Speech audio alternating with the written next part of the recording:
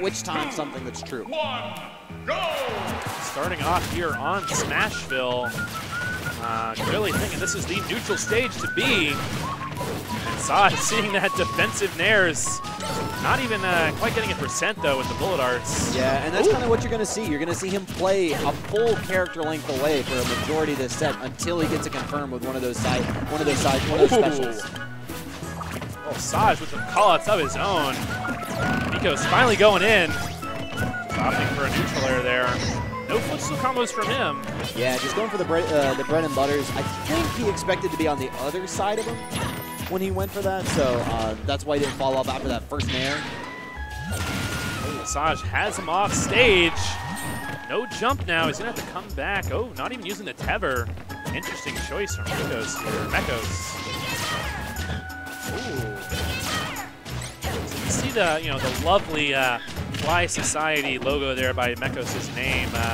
Is there any deal? What's the deal with that dragon thing they have now? That they just added that. Actually, yeah. They just added that artwork. It's someone told me what it is, and I feel really bad. I thought it was a Quetzalcoatl. It's another Central South American figure. I'll check it in just a second, but it's they just recently added. I think it's a really good logo design. Uh-oh. Up there. Right. Yeah, Fly Society definitely living up to their name. Very stylish. That's gonna be it. Kill confirmed. Those throws, they'll do it. Bayonetta with a jab so slow, it's really hard for Bayonetta to do anything against good grabs. Which time obviously has a little bit of grab and vulnerability, but it's not some move you can just throw out. Mekos. Yeah, this is going to be the tough part right now, is because Saj has played this character length away the entire time. He's going to have to find a way to now close that gap for the first time. Finally going way off stage, but Mekos going to be able to get back. There's the witch time. Forward smash.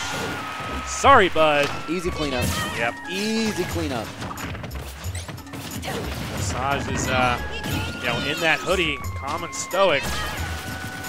Kind of surprised he's not, too warm. We're here in Hotlanta, but obviously a little chilly here in the World Congress Center. And you've seen a lot of PK freezes too. Ooh, yeah, he's gonna need all the warmth he can get. Mekos. He's yet to even scratch this second dog. Oh my gosh. Yeah, the defensive switch here from Mekos is really working out. One more grab, might be able to do it. Let's see, not quite yet. And now he has officially done 1%, so it will not be a JV. Yeah, I think it was from bullet arts too, but forward air! Though I do feel like bullet arts should be considered like lasers in melee where they don't count. They don't count. It's invisible percent. Convincing second stock there from Mekos. Do you think he's got Saj figured out already?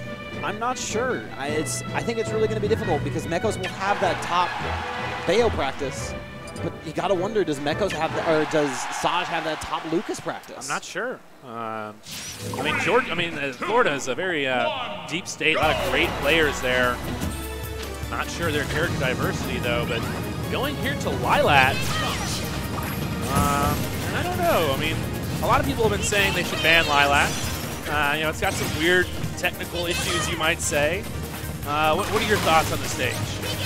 I'm in the camp this stage needs to go. Yeah. But I think both of these characters are going to really do a good job of taking advantage of the tilts and considering how their angles will work. You're going to see a lot of these bullets. You're going to see a lot of PK freezes and PK fires. Yeah, the PK freeze was really something Saj had no answer for that second stock game one.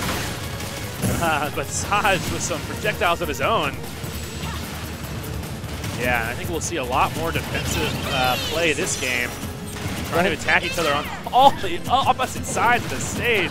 Go ahead and pour yourself a drink. The heavy artillery is out, and both players are deep in the trenches right now. Yeah, it's a space battle in the background and projectile war here on the front stage. Oh my God, let's see. Not too much going on here. Trying to figure each other out. You gotta think there's some kind of conditioning going on. Both these guys really can't go on autopilot, or one of them will figure each other out.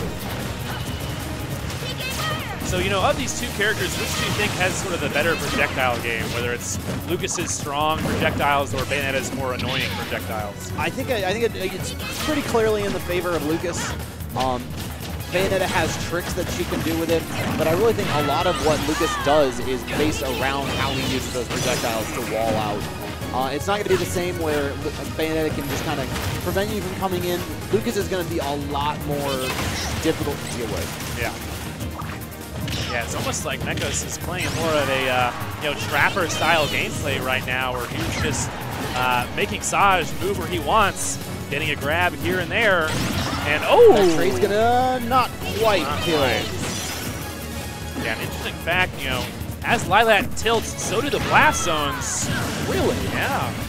News to me. For whatever reason, they're tied to the stage. So. All the more reason to ban the stage. Hey, I mean, hashtag Lilat facts. You just gotta learn it, am I right? Yeah. Shout out to MVG. Yeah. I mean, I think I like the stage. You know, I think any weird stage MVD is gonna like. I think he just likes playing the game on weird stages, but you know, with the low platforms, you know, it's a setup we don't see too often. Obviously, the tilt people aren't gonna like as much. I don't think it's the tilt that people have a problem with. I think it's the falling through the stage part. Yeah. Which goes along with the tilts, obviously. Right. But. Yeah, it's caused by the tilts and stuff like that. I mean, if you remember, you know, the ledges used to be pretty bad. Had to patch that.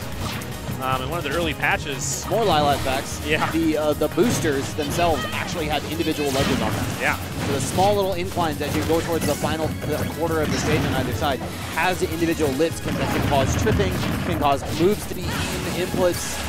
It's a unique stage.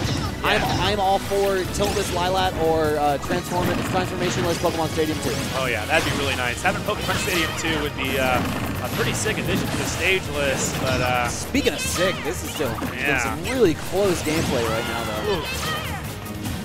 Yeah, if you want to see some interesting Lilat jank, search on Twitter #BanLilat. Yeah. But these up airs, wow, yeah, not quite he almost was able to close that out. Does not get the kill off the up air. Can't quite connect with it. Tries to get him back airborne again, but we're going to see Mekos opt for a grounded gameplay right now.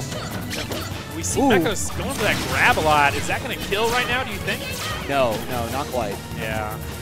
Obviously trying to get in that Zair. Both still playing very defensively. Under 2 minutes on the clock. Uh-oh. Wow, yeah. No lag on that down smash. Ooh. Okay, I don't know if the tilt messed him up there or not, but I think that might have actually been an adjustment right there. He saw Asaz coming down with a potential witch time and just said, all right, I'm emptying this into the stage. Yeah. I'm not getting witch time right now. We see the PK freezes coming back from Mekos. Uh-oh. And this might, goes for the fair, no up air. Back air though, wow, we'll take it. Side B back air. 1-1.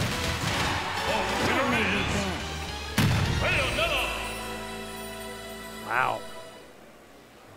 So good adjustments there from Saj. Playing a lot more defensively. You know, Mekos, fighting back, but not quite the answer. Going to Smashville here. 3, 2, 1, go! So I think it'll be interesting to see, you know, it's a smaller stage now, a little less room to move around. I don't know if the projectiles are going to be as big a factor. What do you think on that? It really just comes down to how these players choose to play out this game. If Saj continues to play this half character length battle that he's doing, there's no reason for Mekos not to increase that to 2.5 character lengths away and just let loose a barrage of PK Thunders, or PK Fires and PK Freezes. You take what's given to you in this game a lot of the time. And so if your opponent doesn't want to commit to an approach option and you've got a good projectile that can punish him for doing that, there's no reason not to. Yeah, obviously a lot of PK Fires coming out here from Mekos. Saj getting in hits here and there, but really nothing worthwhile. And each of those looking like even stale are doing about 7% a pop. Wow. Uh-oh, could see a start here from Saj. Opts for just fair 3 instead.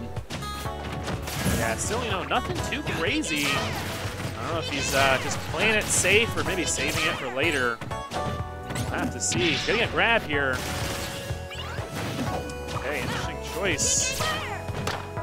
Mekos go high. Saj already has the win in my book. Gets the balloon. Yeah, I saw that. Good DI there on that up air. Not quite dead. So will the next one for Mekos take it, the next grab, or it's really going to come down to where he is on the stage. Because at this point, I don't think he's going to be going for the down throw. I think depending on stage position, you're going to see the F throw, the back throw, or the up throw. You know, that's the benefit of playing Lucas. You have really good throws when you get them. Yeah. Yeah. Shoutouts to DI mix-ups, trying to get Saj on his toes.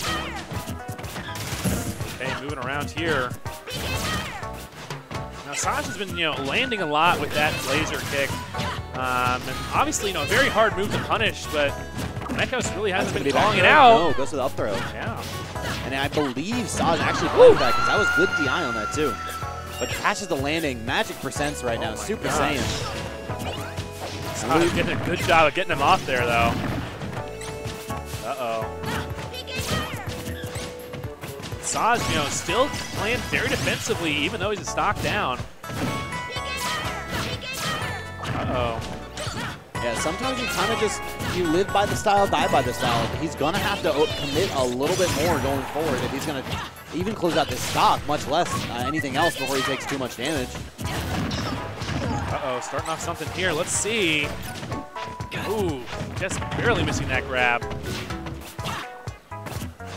And that's going to be the difficult thing is, as Saj comes in, Mekos has a lot of different options, whether he goes aerial and goes to the peek fire or the Zair, or if he uses the fact that he's got a frame 2 jab just to say, get off me.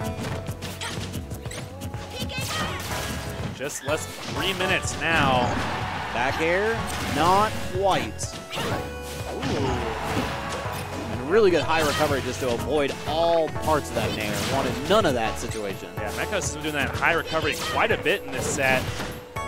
Bayonetta having a lot of things to cover low recoveries. So good job getting away from those. Uh-oh. And there's that whip grab into jab. Saj is having the hardest time even getting in right now. Goes for the dash attack, just gets snuffed out. Yeah, really not too many call-outs from Saj. Obviously being down this much. You can't overextend, but I think he's got to, find something in Mekos' gameplay to exploit. And there was a possibility there as he air dodged back into the stage, but just wasn't able to get anything out of it. That potentially could have been an F throw there. See that back throw? Wow! My God, the DI! Oh. Yikes! Lucas. He put down his controller? I don't even know, dude.